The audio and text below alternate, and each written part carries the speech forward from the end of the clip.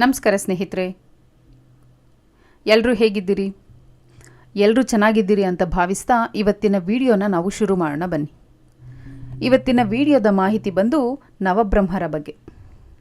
Already ನಾನು 3 ನವಬ್ರಹ್ಮರ ಬಗ್ಗೆ video ಮಾಡಿ ಹಾಕಿದ್ದೀನಿ.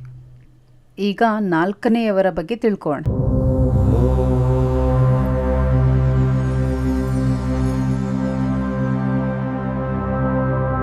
ಸೃಷ್ಟಿಕರ್ತನಾದಂತಹ ಬ್ರಹ್ಮದೇವನು ಬ್ರಹ್ಮಾಂಡದ ಸೃಷ್ಟಿಗಾಗಿ ತನ್ನ ಮನಸ್ಸಿನಿಂದ 10 ಜನ ಪ್ರಜಾಪತಿಗಳನ್ನು ಸೃಷ್ಟಿಸ್ತಾನೆ. ಅವರಲ್ಲಿ ಪುಲತ್ಸ್ಯರು ಕೂಡ ಒಬ್ಬರು. ಪುಲತ್ಸ್ಯ ಮಹರ್ಷಿಗಳು ಬ್ರಹ್ಮದೇವನ ಕಿವಿಯಿಂದ ಜನಿಸಿದವರು ಈಗೆಂದು ಭಾಗವತ ಪುರಾಣ ಮತ್ತು ಮಹಾಭಾರತದ ಆದಿಪರ್ವದಲ್ಲಿ ಉಲ್ಲೇಖಿಸಲಾಗಿದೆ. ಇವರು ಸ್ವಯಂಭುವ ಮನ್ವಂತರದ ಪ್ರಮುಖ ಸಪ್ತರ್ಷಿಗಳಲ್ಲಿ ಒಬ್ಬರಾಗಿದ್ದಾರೆ. ಜಗತ್ತಿನ ಸೃಷ್ಟಿ ಮತ್ತು ಧರ್ಮದ ರಕ್ಷಣೆಯಲ್ಲಿ ಇವರ ಪಾತ್ರ ದೊಡ್ಡದಾಗಿದೆ. ಪುಲಸ್ತ್ಯ ಮುನಿಗಳ ವಂಶಾವಳಿ ಬಹಳ ಆಸಕ್ತಿದಾಯಕವಾಗಿದೆ. ಇವರ ಸಂತತಿಯಿಂದಲೇ ಪ್ರಸಿದ್ಧ ಪೌರಾಣಿಕ ಪಾತ್ರಗಳು ಕೂಡ ಜನಿಸಿದವು ಅಂತ ಹೇಳ್ತಾರೆ. ಇವರಿಗೆ ಹವಿರ್ಭು ಮತ್ತು ಮಾನಿನಿ ಎಂಬ 2 ಪತ್ನಿಯರಿರ್ತಾರೆ.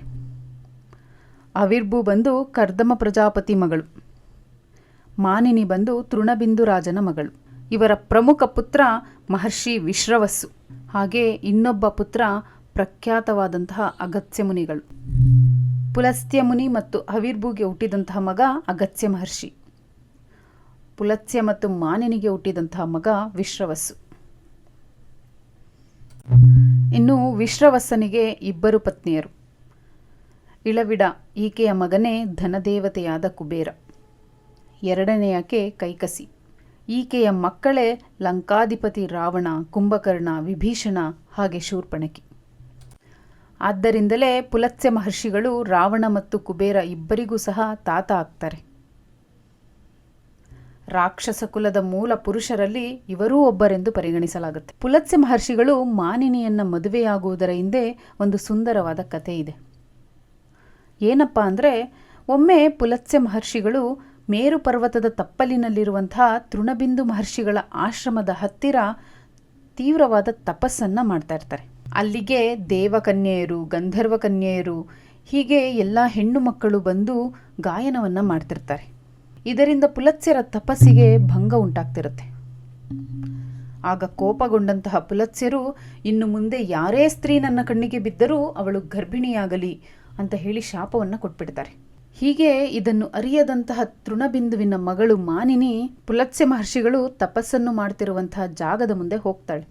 ಅವಳು ಅಲ್ಲಿಗೆ ಬಂದಾಗ ಆ ಶಾಪದ ಪ್ರಭಾವದಿಂದ ಅವಳು ಗರ್ಭಿಣಿಯಾಗ್ಬಿಡ್ತಾಳೆ. ಗಾಬರಿಗೊಂಡಂತಹ ಅವಳು ತಂದೆಗೆ ವಿಷಯವನ್ನು ತಿಳಿಸ್ತಾಳೆ. ಆಗ ತೃಣಬಿಂದು ಮುನಿಗಳು ಪುಲತ್ಸ್ಯರ ಬಳಿ ಬಂದು ಕ್ಷಮೆಯನ್ನು ಕೇಳ್ತಾರೆ. ತನ್ನ ಮಗಳನ್ನೇ ಅವರಿಗೆ ಪತ್ನಿಯಾಗಿ ಸ್ವೀಕರಿಸಲು ವಿನಂತಿಯನ್ನು ಮಾಡ್ಕೊತಾರೆ. ಆಗ ಪುಲತ್ಸ್ಯರು ಒಪ್ಪಿಕೊಂಡು ಅವಳನ್ನು ಮದುವೆಯಾಗ್ತಾರೆ. ಈ ದಂಪತಿಗೆ ಹುಟ್ಟಿದ ಮಗನೇ ವಿಶ್ರವಸ್ಸು.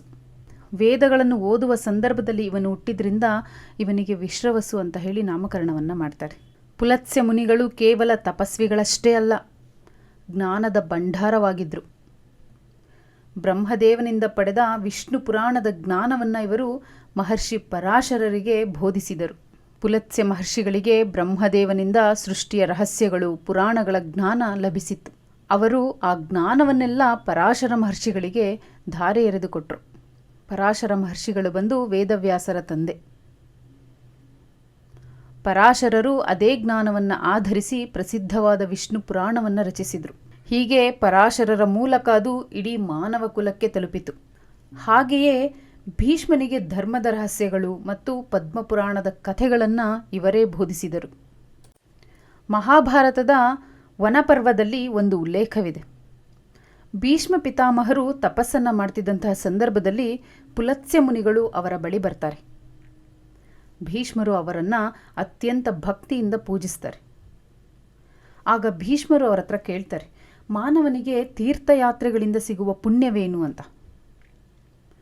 ಆಗ ಪುಲತ್ಸ್ಯರು ಭಾರತ ವರ್ಷದ ಎಲ್ಲ ಪ್ರಮುಖ ಪುಣ್ಯಕ್ಷೇತ್ರಗಳು, ನದಿಗಳು ಮತ್ತು ತೀರ್ಥಯಾತ್ರೆ ಮಾಡುವುದರಿಂದ ಮನುಷ್ಯನ ಪಾಪಗಳು ಹೇಗೆ ತೊಳೆಯಲ್ಪಡುತ್ತವೆ ಎಂಬುದನ್ನು ಅತ್ಯಂತ ವಿವರವಾಗಿ ಭೀಷ್ಮರಿಗೆ ಬೋಧಿಸ್ತಾರೆ. ಒಮ್ಮೆ ರಾವಣನು ದಿಗ್ವಿಜಯಕ್ಕೆ ಹೊರಟಾಗ ಮಾಹಿಷ್ಮತಿ ನಗರಿಯ ರಾಜನಾದ ಕಾರ್ತವೀರ್ಯಾರ್ಜುನನೊಂದಿಗೆ ಯುದ್ಧ ಮಾಡಿ ಸೋತ್ಬಿಡ್ತಾನೆ. ಅವನ ಕಾರಾಗೃಹದಲ್ಲಿ ಬಂಧಿಯಾಗ್ಬಿಡ್ತಾನೆ. ತನ್ನ ಮೊಮ್ಮಗನ ಪರಿಸ್ಥಿತಿಯನ್ನು ಅರಿತಂತಹ ಪುಲಸ್ತ್ಯ ಮುನಿಗಳು ಸ್ವತಃ ಕಾರ್ತವೀರ್ಯಾರ್ಜುನನ ಆಸ್ಥಾನಕ್ಕೆ ಭೇಟಿಯನ್ನು ನೀಡ್ತಾರೆ. ಮಹಾನ್ ತಪಸ್ವಿಗಳಾದಂತಹ ಪುಲಸ್ತ್ಯರ ಮೇಲಿನ ಗೌರವದಿಂದ ಕಾರ್ತವೀರ್ಯಾರ್ಜುನನು ರಾವಣನನ್ನು ಬೇಷರತ್ತಾಗಿ ಬಿಡುಗಡೆಯನ್ನು ಮಾಡ್ತಾನೆ. ಪುಲಸ್ತ್ಯ ಮುನಿಗಳಿಗೆ ಮರ್ಯಾದೆಯನ್ನು ಕೊಡ್ತಾನೆ. ಮಹಾನ್ ತಪಸ್ವಿಗಳು, ಪ್ರಜಾಪತಿಗಳು ಹಾಗೂ ಜ್ಞಾನದ ಪ್ರಸಾರಕರಾದ ಪುಲಸ್ತ್ಯ ಮುನಿಗಳ ಇತಿಹಾಸವು ಭಾರತೀಯ ಪುರಾಣಗಳಲ್ಲಿ ಅತ್ಯಂತ ಗೌರವಾನ್ವಿತ ಸ್ಥಾನವನ್ನು ಪಡ್ಕೊಂಡಿದೆ. ಹೀಗೆ ಅವರು ರಾವಣನಿಗೆ ಬುದ್ಧಿಮಾತುಗಳನ್ನು ಸಹ ಹೇಳಿರ್ತಾರೆ. ರಾವಣನು ಹುಟ್ಟಿನಿಂದ ರಾಕ್ಷಸ ಪ್ರವೃತ್ತಿಯವನಾಗಿದ್ದರೂ ಅವನಿಗೆ ತಾತನಾದ ಪುಲಸ್ತ್ಯರ ಮೇಲೆ ಅಪಾರ ಗೌರವವಿರುತ್ತೆ. ರಾವಣನು ತನ್ನ ದರ್ಪದಿಂದ ದೇವತೆಗಳು, ಯಕ್ಷರು ಮತ್ತು ಋಷಿಮುನಿಗಳನ್ನು ಪೀಡಿಸಲು ಶುರು ಮಾಡಿದಂಥ ಸಂದರ್ಭದಲ್ಲಿ ಪುಲಸ್ತ್ಯರು ಅವನಿಗೆ ಧರ್ಮದ ಮಾರ್ಗದಲ್ಲಿ ನಡೆಯುವಂತೆ, ಅಹಂಕಾರವನ್ನು ಬಿಡುವಂತೆ ಬುದ್ಧಿಮಾತುಗಳನ್ನು ಹೇಳ್ತಾರೆ.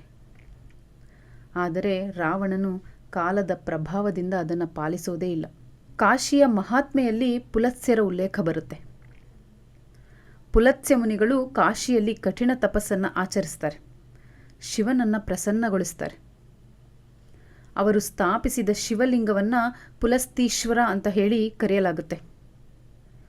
ಅಲ್ಲಿರುವ ಪವಿತ್ರ ತೀರ್ಥದಲ್ಲಿ ಸ್ನಾನ ಮಾಡಿ ಪುಲತೀಶ್ವರನನ್ನು ದರ್ಶನ ಮಾಡಿದರೆ ಜ್ಞಾನ ಮತ್ತು ಮುಕ್ತಿ ಸಿಗುತ್ತದೆ ಎಂಬ ನಂಬಿಕೆ ಇದೆ. ಇನ್ನು ಇವರ ಪ್ರಮುಖ ಕೊಡುಗೆಗಳು ಏನಪ್ಪ ಅಂದರೆ, ವೇದದ್ರಷ್ಟಾರ ಇವರು ಅನೇಕ ವೈದಿಕ ಮಂತ್ರಗಳ ದ್ರಷ್ಟಾರರಾಗಿದ್ದಾರೆ. ಪುಲಸ್ತ್ಯ ಸ್ಮೃತಿ, ಇವರು ಧರ್ಮಶಾಸ್ತ್ರಕ್ಕೆ ಸಂಬಂಧಿಸಿದ ಪುಲಸ್ತ್ಯ ಸ್ಮೃತಿ ಎಂಬ ಗ್ರಂಥವನ್ನು ಕೂಡ ರಚಿಸಿದ್ದಾರೆ. ಇವರ ವಂಶದಲ್ಲಿ ದೇವತೆಗಳು, ಮಹರ್ಷಿಗಳು, ರಾಕ್ಷಸರು ಎಲ್ಲರೂ ಸಹ ಹುಟ್ಟಿದ್ರೂ ಇವರು ಯಾರ ಮೇಲೆಯೂ ಪಕ್ಷಪಾತ ಮಾಡದೆ ಕೇವಲ ಜ್ಞಾನ ಮತ್ತು ಧರ್ಮದ ಪ್ರಸಾರಕ್ಕಾಗಿ ಜೀವಿಸಿದ ಮಹಾತ್ಮರು. ವಾಸ್ತುಶಾಸ್ತ್ರದ ಕೆಲವು ಗ್ರಂಥಗಳ ಪ್ರಕಾರ ಭೂಮಿಯ ಉಗಮ ಹಾಗೆ ವಾಸ್ತುಪುರುಷನ ಸೃಷ್ಟಿಯ ಜ್ಞಾನವನ್ನು ಬ್ರಹ್ಮದೇವನು ಮೊದಲು ಪುಲಸ್ತ್ಯರಿಗೆ ನೀಡಿದನು. ಸಪ್ತರ್ಷಿ ಮಂಡಲದಲ್ಲಿ ಪುಲಸ್ತ್ಯ ನಕ್ಷತ್ರಕ್ಕೂ ಒಂದು ಪ್ರಮುಖ ಸ್ಥಾನವಿದೆ. ಬ್ರಹ್ಮನ ಸೃಷ್ಟಿಯ ಆರಂಭದಿಂದ ಹಿಡಿದು ರಾಮಾಯಣ ಮಹಾಭಾರತದ ಕಾಲದವರೆಗೂ ಪುಲಸ್ತ್ಯ ಮಹರ್ಷಿಗಳ ಹೆಸರು ಹಾಗೆ ಅವರ ತಪೋಶಕ್ತಿಯ ಪ್ರಭಾವ ನಿರಂತರವಾಗಿ ಕಂಡುಬರುತ್ತೆ.